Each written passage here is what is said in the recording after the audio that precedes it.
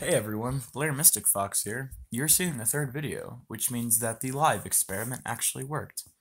So in this video, we will be going over magic. And as I promised, I will demonstrate a couple of notes from some of my journals. They won't be anything too mind-blowing, but they will be little itty-bitty things that will help people to greater expand their field of understanding. After all, if we were to take all religious perspective out of every picture, life is about understanding a great lot, as it transforms the lives around you and your life yourself. By understanding everything from every possible angle, you give birth to high moral character, which helps the defining colors of your experience enhance themselves. Which I'm talking in metaphor, I hope everybody knows. So, let's get into magic. First of all, my mentor, Frater Xavier, considers magic to be life, literally. From very abstract perspectives, Aleister Crowley believes that magic is the law of causing change and conformity of the will. I call magic string theory because all things are connected. Magic always manifests as a coincidence, and the fact that everything in us, around us, and of us happens interdimensionally. Let me explain. You see me two-dimensionally right now. Now it's third dimensional. See my hand? Third dimension. Your thoughts are fourth dimensional. And dimensions keep going higher and lower, infinitely. Interdimensional existence happens both inside of you and around you. And everything that happens on the third dimension, both spiritually and scientifically, affects the fourth dimension. And everything that manifests on the fourth dimension affects the third dimension. So on and so on, etc. So, you might ask, okay, that's lovely information, but how do I apply it to myself? Well, if everything is happening multidimensionally, a lot of people grow up and are aware that they are desynchronized from their subconscious minds, thinking that they do not need them, that it can just run what it needs to do by itself. Wrong. You need to be completely synchronized with your subconscious in order to make, quote, anything go your way in your life.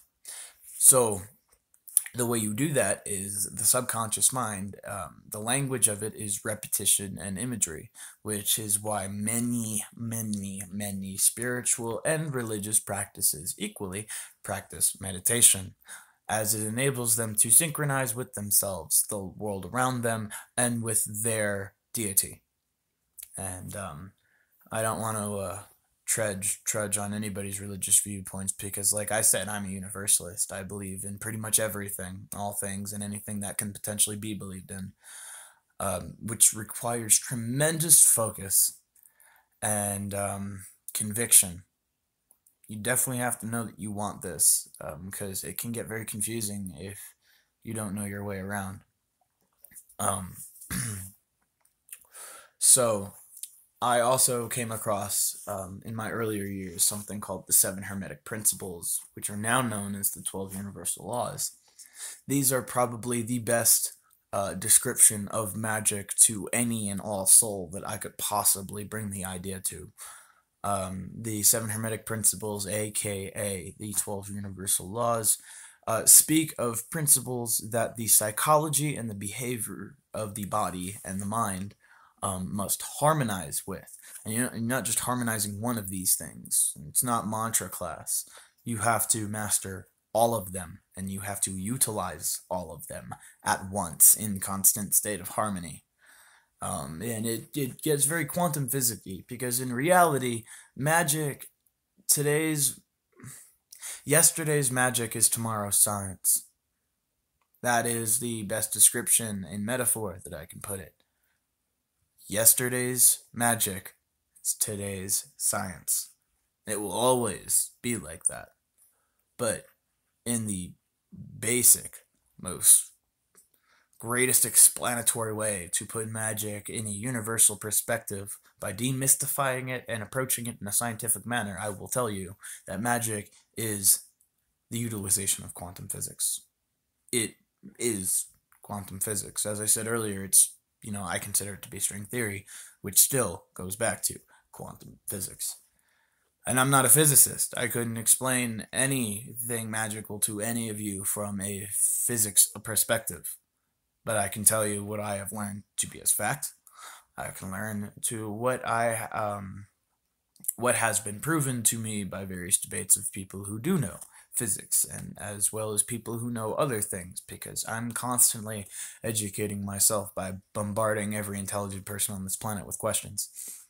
So, I guess I'm going to end that video there. And, before I go, I did say I would show you all notes. So let's open a notebook. I will show you a diagram that mentor Frederick Xavier had shown us early in his career of releasing information into the world. I'm very proud that I documented this the day I was told to. So this is the mind diagram.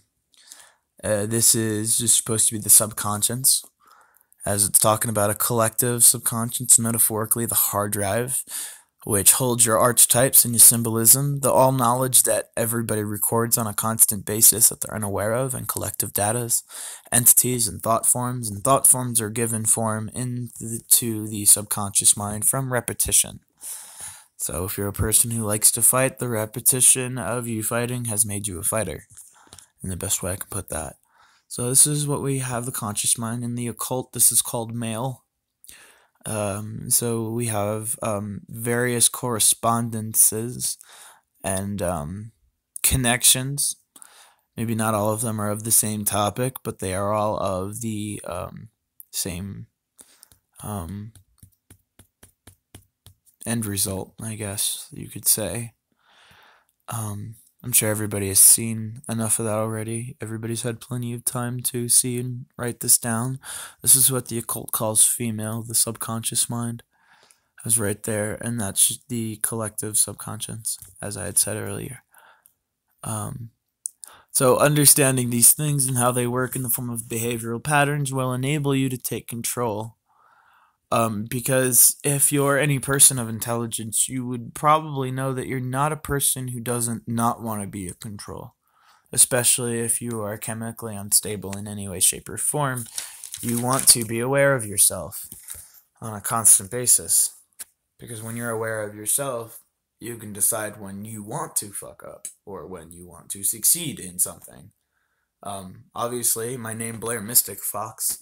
A lot of people seem to think that you can only have one totem. Wrong. My power animal is a fox. My totems are the phoenix and the dragonfly. And I have even worked with dragon totem and more. So correspondence, string theory, all things are connected. I will see about making a part 4. And blessed be everyone.